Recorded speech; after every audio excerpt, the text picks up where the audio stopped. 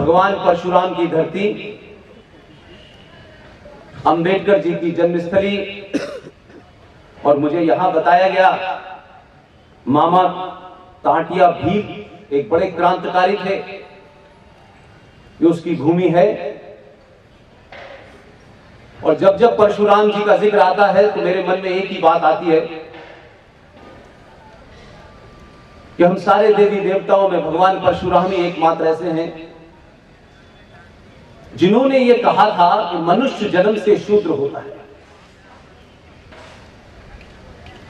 उसका कर्म, उसका ज्ञान तय करता है कि वो ब्राह्मण होगा, ठाकुर होगा, क्षत्रिय होगा, यादव होगा, दलित होगा। और ये संयोग है कि इस धरती पे दोनों लोग मौजूद हैं। और मैं ये मानता हूं कि भारतीय इतिहास में जो समझदार लोग थे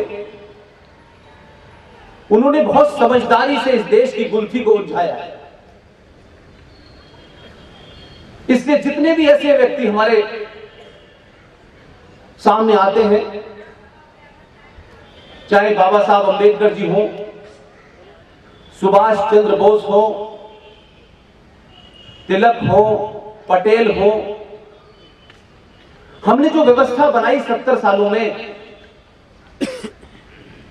उस व्यवस्था ने आपके हीरो को, जो आपके आदर्श होने चाहिए थे, वो सत्ता और व्यवस्था ने अपनी कुर्सी बचाए रखने के लिए, सत्ता में बने रहने के लिए इस समाज को, इस समाज के साथ जो जघन्य अपराध किया है उसकी कोई भी सजा आप दें वो भी कम है।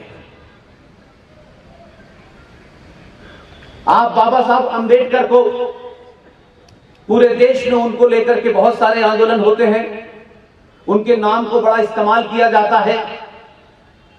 बाबा साहब अंबेडकर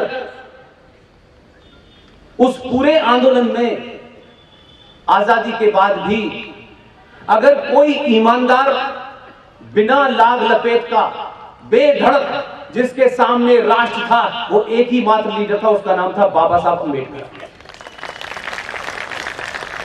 किन कारणों से सरकारों ने, सत्ताओं ने, व्यवस्थाओं ने उनको दफन कर, और आज जो सवाल आपके सामने खड़े हैं, आप दोबारा से 1946 की पोजीशन में हैं। आपको ताज्जुब लगेगा कि देश में राष्ट्रवादी सरकार है, 20 राज्यों में राष्ट्रवादी सरकार है, तब भी मैं ये बात कह रहा हूं।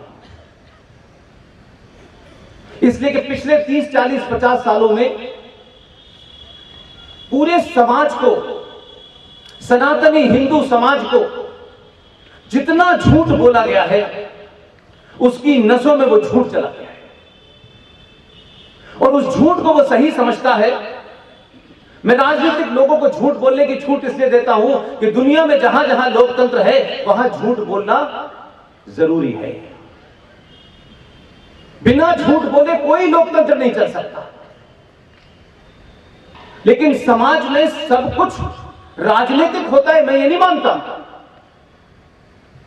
करोड़ों करोड़ों लोग राजनीतिक नहीं होते, उनके राजनीतिक स्वार्थ नहीं होते, उनकी राजनीतिक महत्वाकांक्षाएं नहीं होती। जब वो इंस्टीट्यूट, चाहे विद्यालय हो, कॉलेज हो,